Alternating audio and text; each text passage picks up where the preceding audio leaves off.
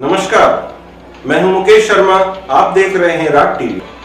हमारे चुनाव में और खुल करके हमारे डॉक्टर करण सिंह जी के लोकसभा में, विधानसभा में, मेरे उपचुनाव में, मेरे प्रधान के चुनाव में, मेरे जिला प्रमुख के चुनाव में दोबारा प्रधान बने, उस चुनाव में खुल करके खिलाफत हमने खिलाफत की है, पार्टी से इस्तीफा देकर के की है।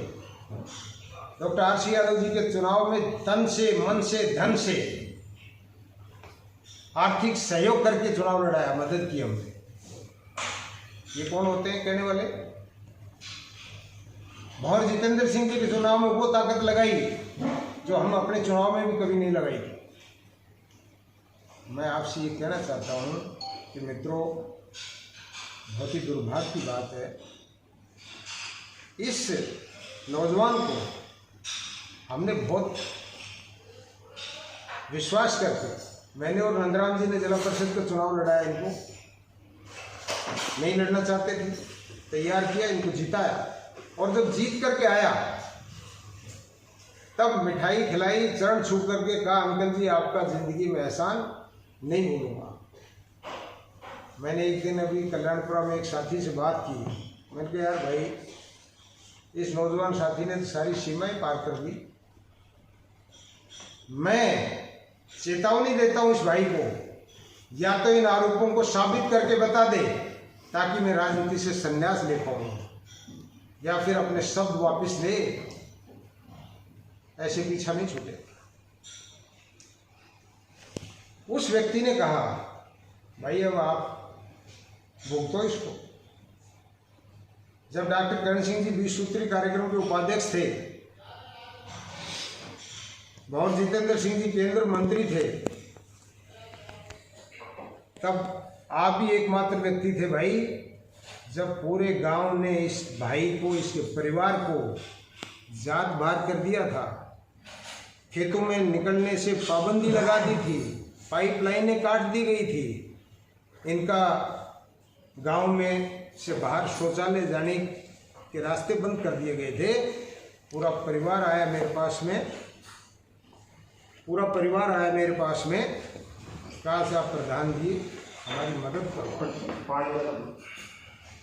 हम संकट में, हमारे रास्ते बंद हो गए, हमारे पाइप काट दिए, हमारा गांव से निकलना दूभर हो गया। मैंने डीएसपी और एसडीएम को भेजा गांव में, गांव के लोगों से बात करके सामंजस्य किया, समझौता करवाया।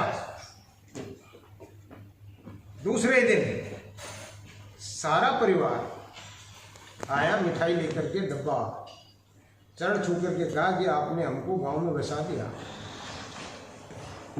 आपका एहसान नहीं भुला सकते।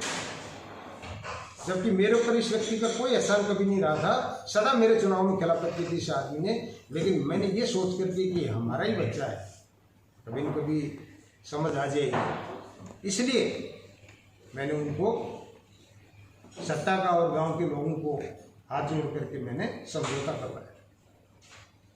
उन्होंने कहा कि डॉक्टर करण सिंह सिर्फ बस्ती राम जी की बात मानते हैं, उनके पास ऐसी कोई सीडी है जिसको लेकर वो इशारों आ रहा हूँ, मैं उसी पे आ रहा हूँ।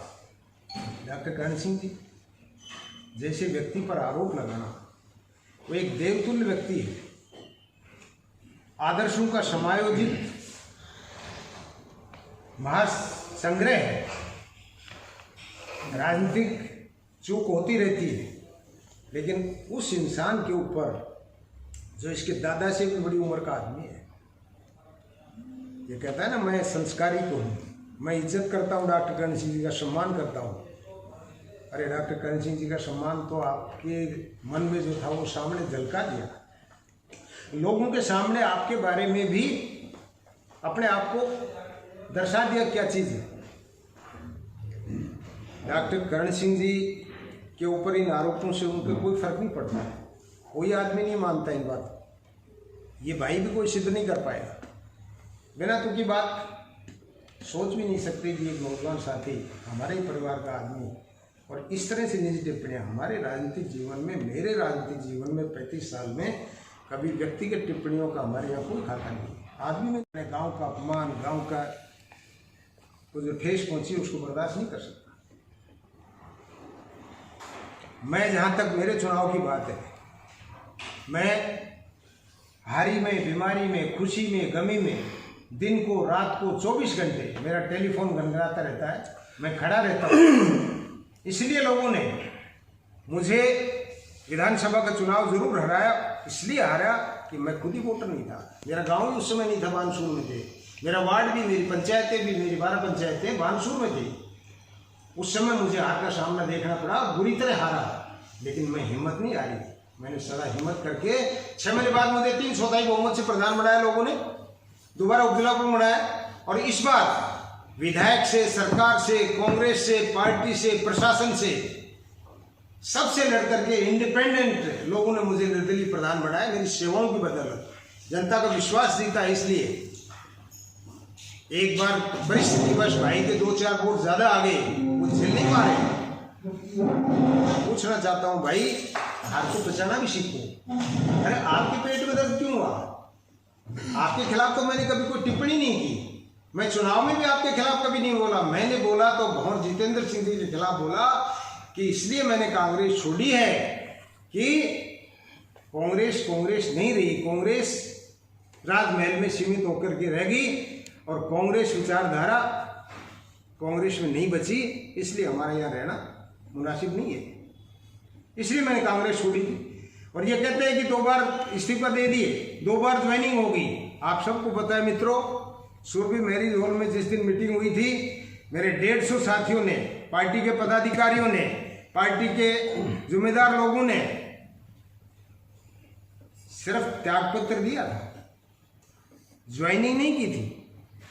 आज माननीय मुख्यमंत्री महोदय, माननीय सीपी जोशी जी प्रदेश अध्यक्ष महोदय, उनकी मौजूदगी में हमारे सब साथियों ने ज्वाइनिंग की है। किसी आदमी ने ज्वाइनिंग का खंडन नहीं किया है, किसी आदमी ने ज्वाइनिंग करने में कोताही नहीं बरती है। अरे भाई, हम तो जनता के बीच के आदमी हैं, हमने सदा चुनाव लड़ाने का काम किया है। इतनी बड़ी बात तो नहीं कहूँगा कि हम किंग मेरे, लेकिन वो भूमिका भी हमने निभा के बताई है।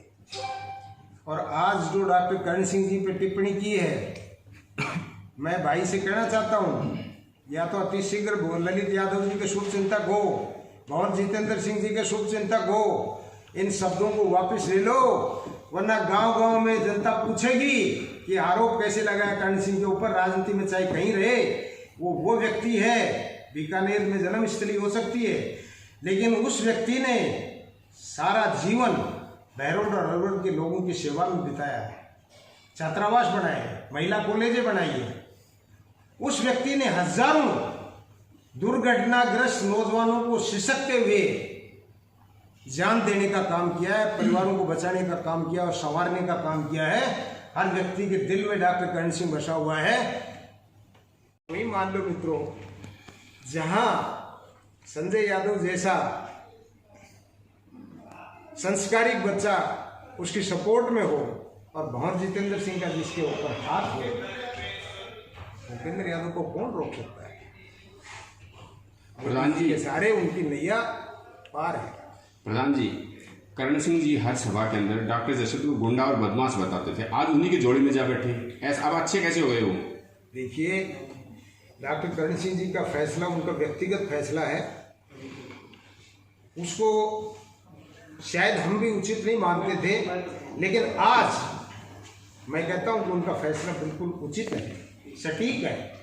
इसलिए कि भंवर जितेंद्र ने जैसा उनके साथ में व्यवहार किया, अरे जब 2004 में मित्रों लोकसभा का चुनाव लड़े, जब सचिन पायलट साहब, नमो नारायण मीणा जी, डॉक्टर करण सिंह जी और शीशराम मोड़ा जी 4 लोग जीते थे, 21 लोग भारतीय जनता पार्टी के जीते थे। उन 4 में डॉक्टर करण सिंह जी थे और उनका टिकट काट करके लोकसभा का भंवर जितेंद्र जी ने ले लिया।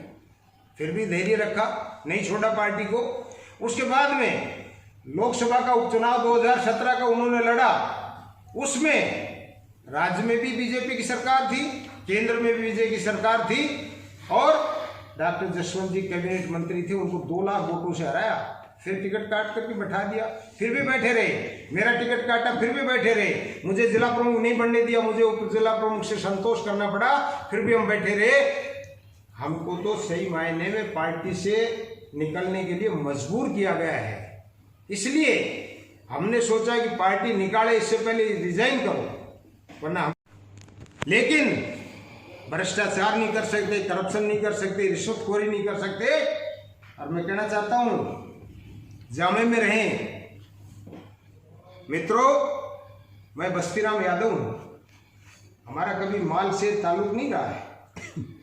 इस तरह की टिप्पणियां करना हमारा कुछ नहीं हुआ, लेकिन अपने आप को वो भाई जब से ये टिप्पणी करने का काम किया है अपने आप को खत्म मान ले, चल नहीं पाएगा, जनता बर्दाश्त नहीं करेगी। अगर वो माफी नहीं मांगते तो अगला कदम क्या होगा वो समय बताएगा।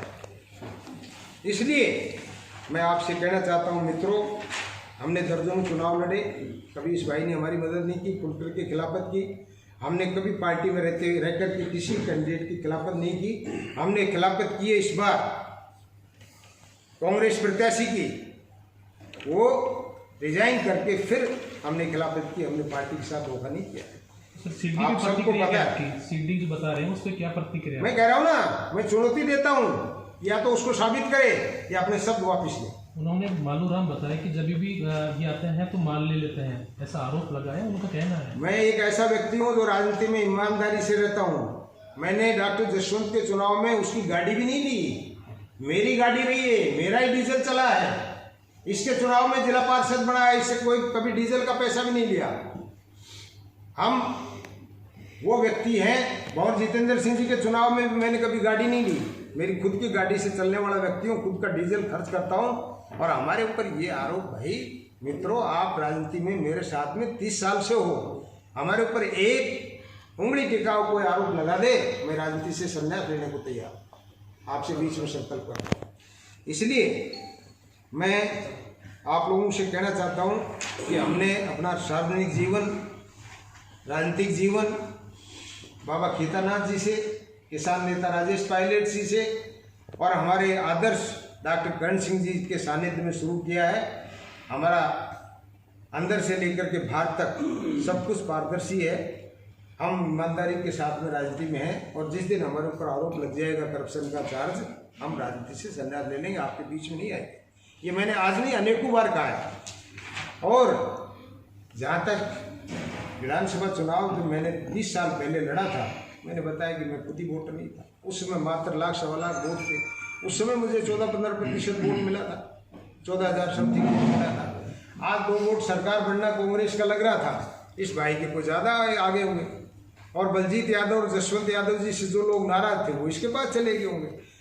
कोई आदमी हाँ भर रहा है क्या इस भाई को कि मैंने वोट दिया है कोई दिख रहा है आपको?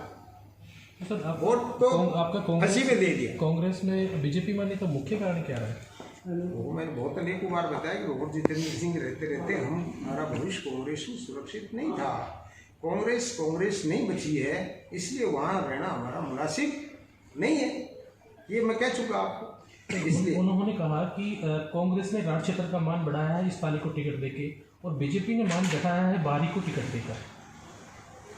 देखिए, जहाँ तक भारी और भीतर की बात है, ये लोकसभा का चुनाव है। लोकसभा के चुनाव में कांग्रेस की राष्ट्रीय अध्यक्षा रही सोनिया गांधी जी, इटली से आकर के देश में नेता बनी और अलवर से नहीं, राजस्थान से राज्यसभा की सांसद बाहर की नहीं थी। राहुल गांधी जी वायनाड से चुनाव लड़ रहे हैं, वो बाहर के नहीं माने जाएंगे क्या? लोकसभा के चुनाव में ये तथ्य, ये मुद्दा चलने वाली चीज नहीं है। भूपेंद्र यादव एक ऐसा व्यक्ति है जो अपनी काबिलियत से, अपनी मेहनत से शीर्ष नेतृत्व में अपनी जगह बनाई है और आज राठ का क्षेत्र उसको जिता करके भेजेगा तो जननेता बनेगा। और देश में भारतीय जनता पार्टी का राज बनना तय है। अलवर के लोग चाहते हैं, 36 बिरादरी के लोग, कि हमारा केंद्र की सरकार में साझा हो, हमारा केंद्र में कैबिनेट मंत्री हो, स्थानीय उद्योगों में हमारे नौजवानों को रोजगार मिले, यहाँ पर पेयजल की भारी संकट है, यहाँ पर चंबल का नहरों का पानी लाया जा सके। मैं आप मित्रों से भी कहना चाहता हूँ, अगर भूपेंद्र यादव इन कामों को नहीं कर सकता तो कोई ताकत नहीं है देश में जो इस समस्या का समाधान कर दे।